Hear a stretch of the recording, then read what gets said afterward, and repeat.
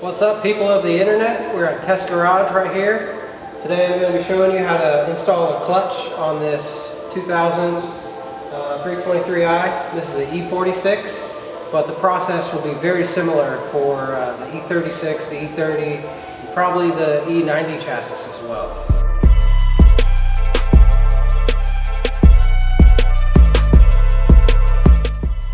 Alright, so the first step is open the trunk and disconnect the battery, which is right here on the right hand side. There's usually a cover,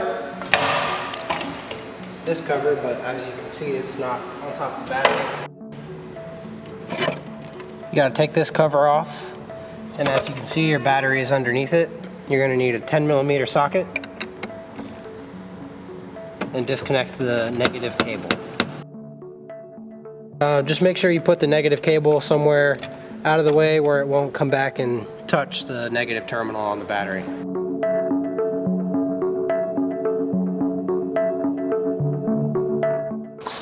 Alright, so the next step is going to be removing this cover right here, and as well removing this cross brace. To remove this cover, you're going to need a Phillips head screwdriver, and these are quarter turn fasteners. Just turn them a quarter turn. There's 1, 2, 3, 4, 5, 6 of them. Once you have those undone, this cover just slides right out. And to remove this cross brace, you're going to need a 16mm socket.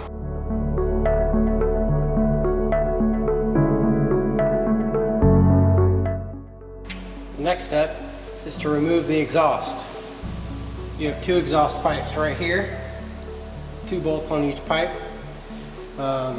Most cars of this year, you're going to have a lot of rust on these bolts. So it would be best if you heat them up before you take them off to avoid breaking any of the studs.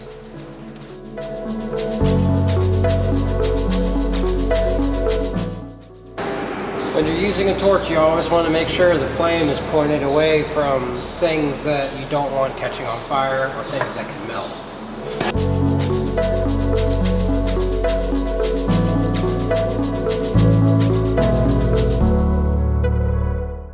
So this nut right here is so rusted that it's actually not a 13 anymore, so I'm going to try to hammer a 12mm onto it.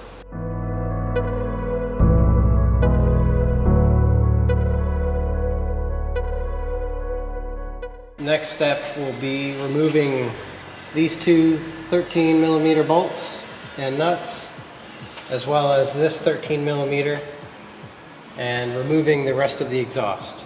To remove the rest of the exhaust, you're going to have to take out these 4 13mm bolts, as well as these 4 13mm bolts.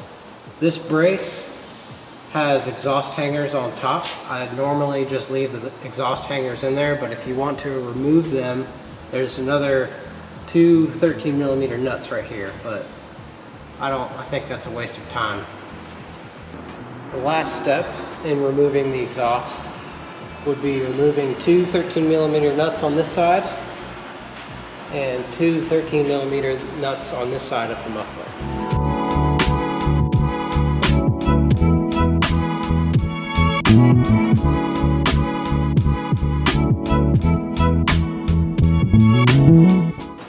The next step is going to be to remove this heat shield. There's a few 10mm bolts. You got 2 back here. You got 1 right there and 1 right there. And this heat shield on the side also has to come off in order to get the trans mount off.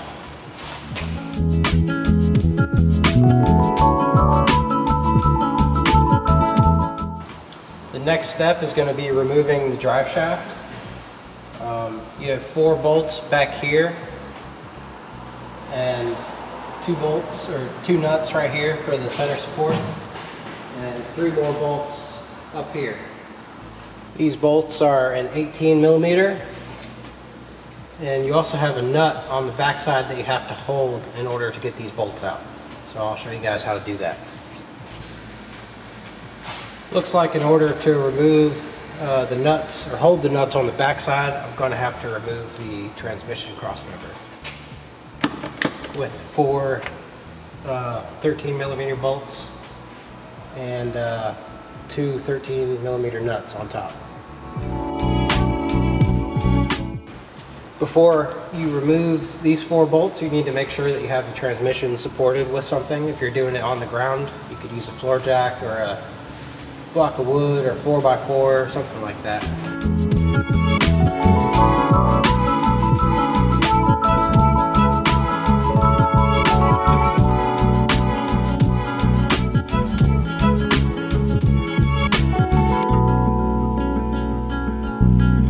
In order to get these bolts out to remove the drive shaft, you're going to need an E12 inverted Torx socket.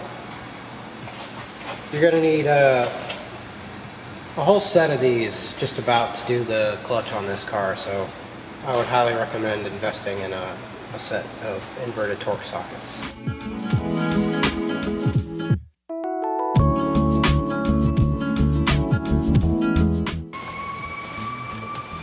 After you get those 4 bolts out, you can go ahead and pry this out of there. This is actually already pretty loose. You don't really have to pry very hard. But I have had some of them where they're extremely stuck, hard to get out. In that case, I normally remove this subframe brace. You would have to support the subframe, remove these two, remove this cover, and then remove these 2 nuts. And then that'll give you a better angle to pry on the drive shaft if it's really stuck, or to get a chisel or something in there. Okay, all that's left is the center support. I'll remove those 2 nuts and we can pull the drive shaft out. You can lower the center section of the drive shaft first, and that will allow you a little bit of room to either pull the front section or the rear section out. The drive shaft can compress slightly to give you more room.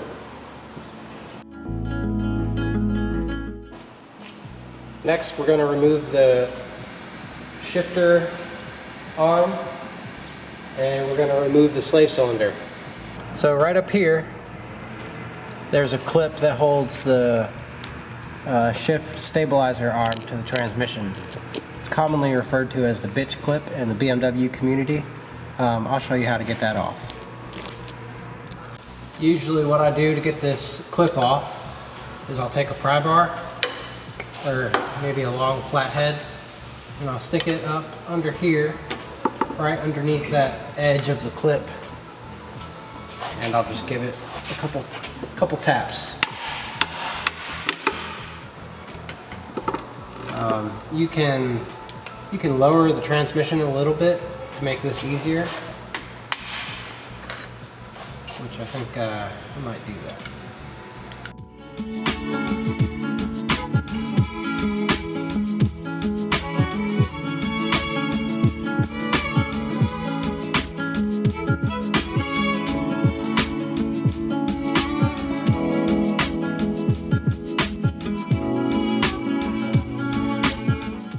This is the infamous bitch clip. What's so hard about it is you have to slide it up like that and then slide it out, or slide it out. But there's a little tab on there that prevents it from coming up. After you get the bitch clip out, you have 2 clips that are holding the selector rod to the transmission. You have these 2 clips that hold the selector rod to the transmission, and all you have to do is just slide it off of the pit.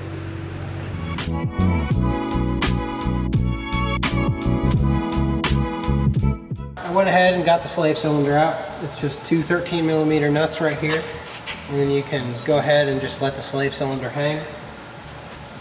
Now we are going to take the starter bolts out. We got 2 E12 bolts up there that you need to get out. The first one you can see from right here on the ground. The other one, extremely hard to see, so I have a chair that I'm going to use and stand up here so I can get that bolt out. One tool that makes this job much easier, and you probably couldn't do it without this, is an extension about 3 feet long in order to reach up over top of the transmission.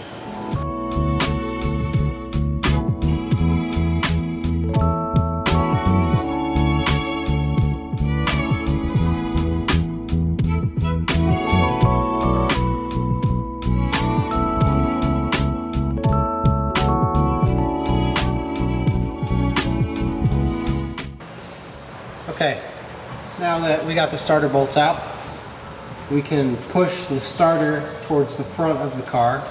There is a locating pin between the starter and the transmission that is sometimes a real pain to get out. Sometimes you have to tap on the starter a little bit. So that's what I'm going to be doing until I get the starter out. And I should have done this before, but I would recommend spraying that dowel pin, the locating pin, as soon as you start taking stuff apart. That way it has time to soak, but I'm going to spray it right now. Something that has really helped me in the past is taking a long punch like that and putting it in the end of a socket on a long extension. That way you can have something to tap on and not tap on the body of the starter. I've accidentally put a hole in a starter before trying to get it out.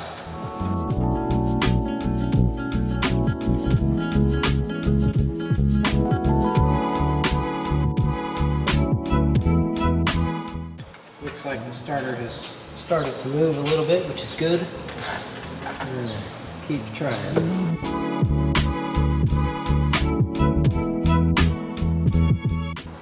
So you can see the locating pin from the backside.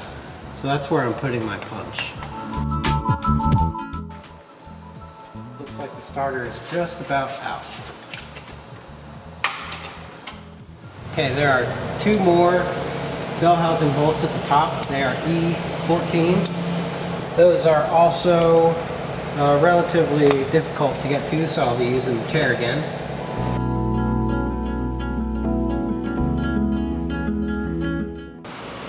There's one more bell housing bolt up top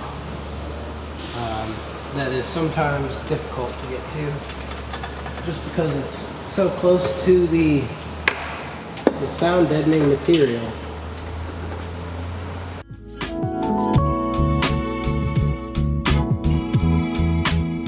I believe a lot of people strip this bolt just because it's so close. It's hard to get a good angle on it. If you can't get your socket on all the way, just tap it on with a hammer, and that should seat it all the way.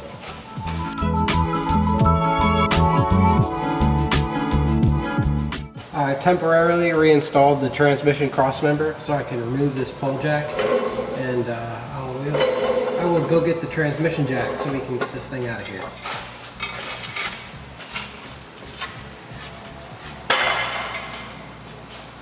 Still have 1, 2, 3, 4, 5, 6 bolts to take out, so I'll get the majority of those out and then get the trans jack in here.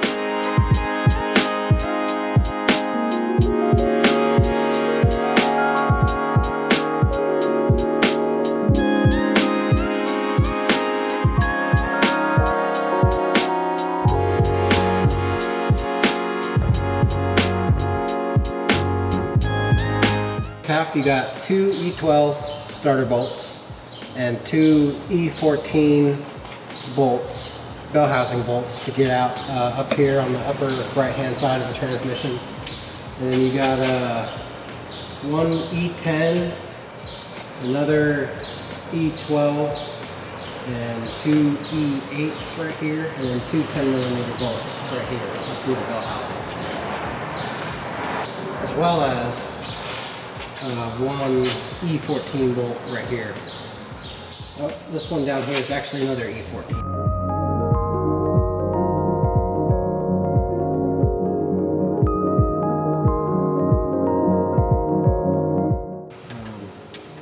believe the two bolts on the bottom are also E10s, same size as this bolt up here. So I have the trans jack up here supporting the transmission. Now I can go ahead and remove this cross member one more time.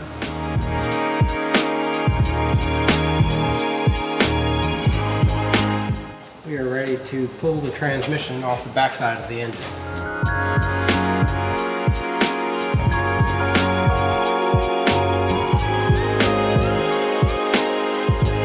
It also helps to have something underneath the front of the oil pan in order to tilt the engine back just a little bit, give you more room to work the transmission on. Got one bolt on the front side right here for the attaches the shield, or the shim, I guess, between the engine and transmission.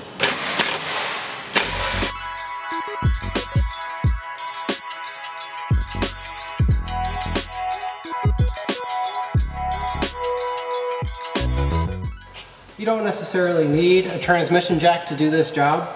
The transmission isn't very heavy. If you had a friend with you to help you get it out, or if you were doing it on the ground, you could definitely do this with a floor jack.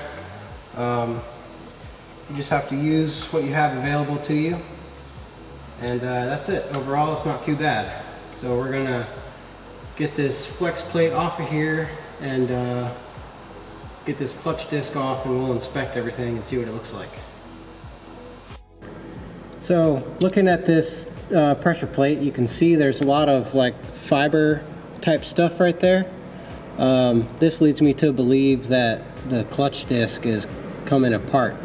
So we'll see what that looks like when we get the flex plate off. All right, in order to get this flex plate off, you have 1, 2, 3, 4, 5, 6 6mm hex sockets, or hex bolts.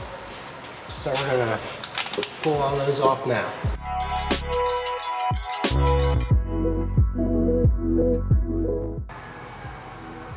You can clearly see that the pressure plate friction surface is burnt, and my suspicions were correct, that all that fiber type stuff right here, that was indeed the clutch disc coming apart. Here's what the clutch disc looks like. It's pretty gnarly. You can see that that's loose. There's supposed to be friction material right here, and there's absolutely nothing. The engine side is okay, but the transmission side is definitely screwed up. Flywheel is also somewhat burnt up, but my customer opted not to replace that. So we're going to leave that as is. We're going to pull this pilot bearing out and replace that. I'll clean this up as best I can, and then we'll go with putting everything back together. A little tip, one way to check. This is a dual mass flywheel. If you want to check your dual mass flywheel, you can see that it actually turns a little bit. I believe this is somewhat normal. I've seen new flywheels with this much movement, but basically that is just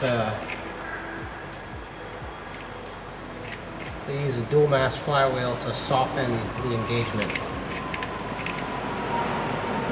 Now if this was extremely loose, the flywheel would definitely have to be replaced. Okay, to clean this flywheel up, I'm going to try using a wire wheel on a die grinder first. And if that doesn't work, I'll go to something a little bit more aggressive.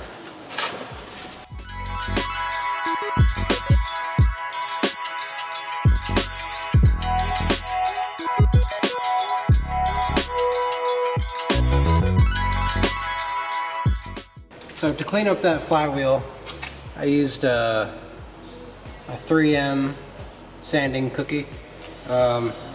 It's got the soft sort of organic material on there. I'm not really sure what that is. I didn't take away any metal really, just kind of scuffed the surface so the new clutch disc can break in well and wear well to the cleaned up flywheel. When you get a new pressure plate, it comes with a chemical on it called cosmoline. It's an oily type substance to keep it from rusting. Before you install this, you need to clean it off.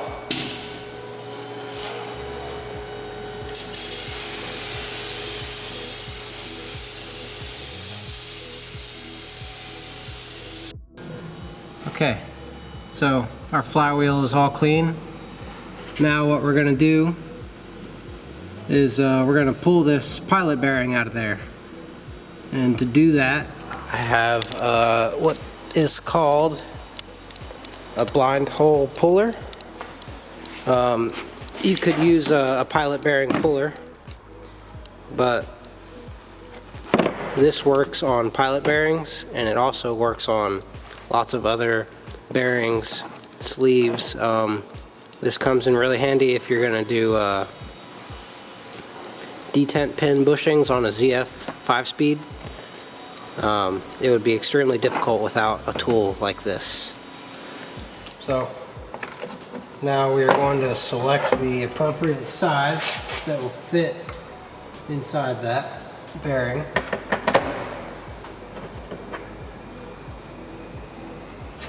And this piece will screw onto this slide hammer. So what you do is you want to screw this on there all the way. Snug it up a little bit. And then what you do is you're going to insert this end into the pilot bearing, and then you're going to turn the whole thing, and these teeth will spread apart and it will grab the inside of the bearing.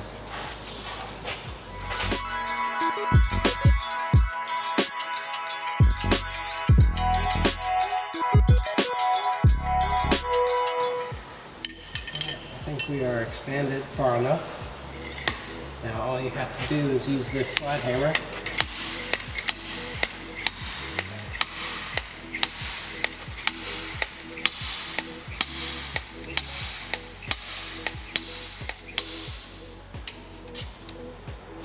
There it is.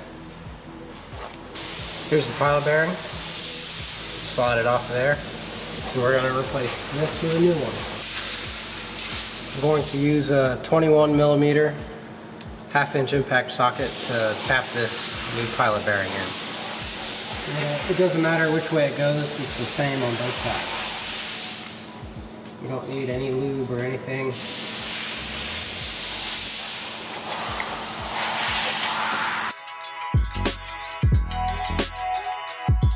Should go in relatively easy. If it doesn't, then try cleaning out that bore a little bit. And you're just going to tap it in there until it bottoms out. You can hear the sound change when you're tapping it. You can hear it when it bottoms out. It sounds a lot more solid. So we have our clutch disc right here. There is a right way and a wrong way to install this. You can see that it sticks out a little bit more on this side than it does on this side. So this, if you can see that, it says it in German, but it says gearbox side. So we're going to install this side of the clutch disc facing the transmission. And the way you install this is you have an installation tool that slides into your disc, and then you take your disc and you set it up on the flywheel. You want to make sure that the tool goes into the pilot.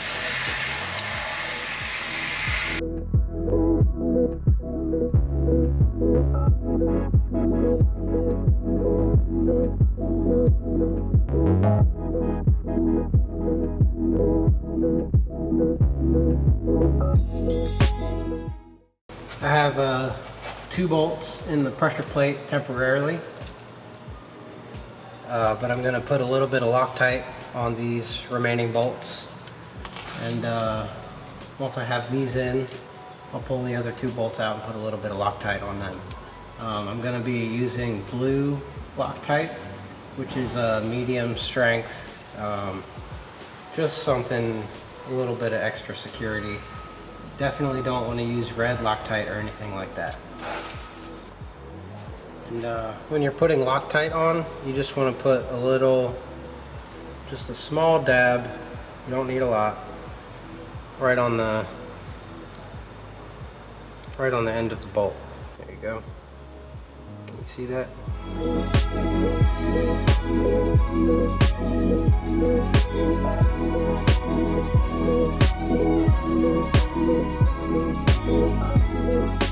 just going to snug these bolts up a little bit.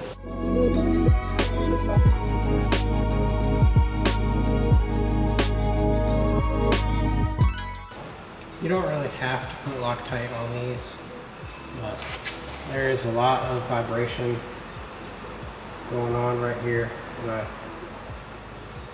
think it's a good idea to put a little bit of Loctite on these, as well as the flywheel bolts if you were to replace the flywheel. These hex bolts are grade 8.8, so we're going to torque those to 25 Newton meters. If they were 10.9, you would torque them to a higher spec. In order to do that without the engine moving, we're going to use a flywheel holder. This is a Matco part number FT23800, and works great. It makes torquing the flywheel, pressure plate, all these bolts down much easier.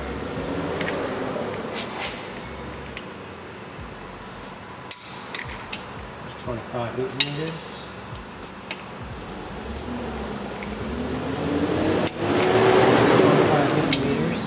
And you want to do this in a star pattern as if you were tightening lug nuts.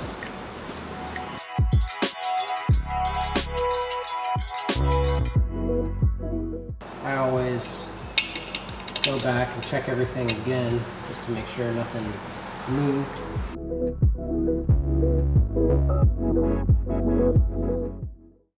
Now that we have the pressure plate bolted down, we can remove this special holder for the self-adjusting clutch, and we can pull out our clutch disc tool. And the way you do that, this right here is a holder for the self-adjusting clutch mechanism. In order to get your clutch disc tool out of there, you have to turn this counterclockwise until these stops come out of there. So I'll do that, and I'll show you what it looks like after I get everything back off.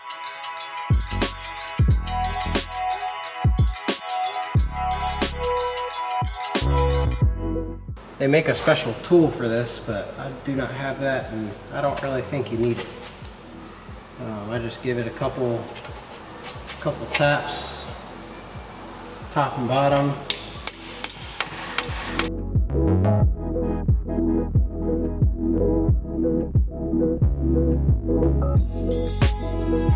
Yeah, it's gonna fly off there. So now your clutch disc is tight, and you can go ahead and pull this tool out, and you are ready to install the transmission. Here's what just came out. Actually, we are not ready to install the transmission. We'll have to replace the throwout bearing. So I'll show you guys how to do that. Inside the bell housing, this piece right here is your throwout bearing. There's a metal clip right here. It has to be removed. So you remove this clip and well, you actually don't have to remove that. So the throwout bearing just slides off. But I always remove this so I can clean this sleeve and clean off the clutch fork. So I'll do that, and after that we're ready to install the transmission. Use a steel brush just to clean this up a little bit inside here. Nothing crazy.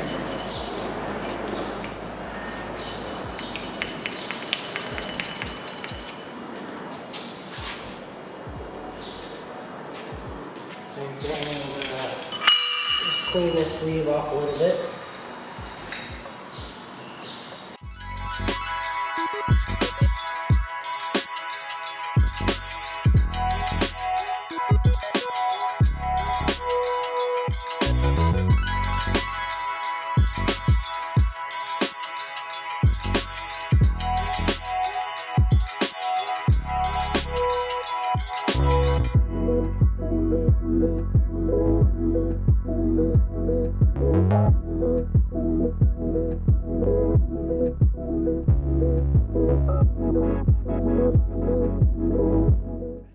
So we have a couple broken studs here on these exhaust manifolds. I'm going to show you how I get them out. I'm going to try an air hammer first without heating it. But if this doesn't work, I'll heat it up and then use the air hammer.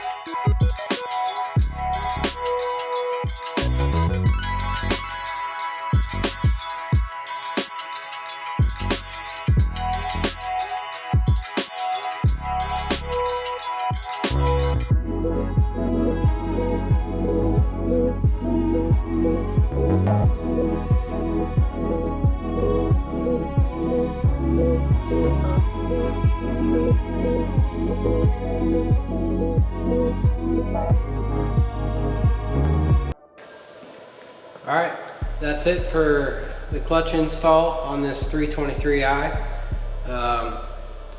Installation is the reverse of removal. So after you got the pressure plate back on there and the self-adjusting locking mechanism out, and as soon as you put the throwout bearing back in the transmission, then you're ready to throw it all back together.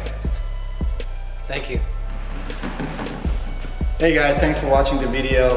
If you guys like this video, please hit the thumbs, like, and subscribe to us so we can make more videos and get parts and show you our future builds. Yeah, be on the lookout for some great content in the future.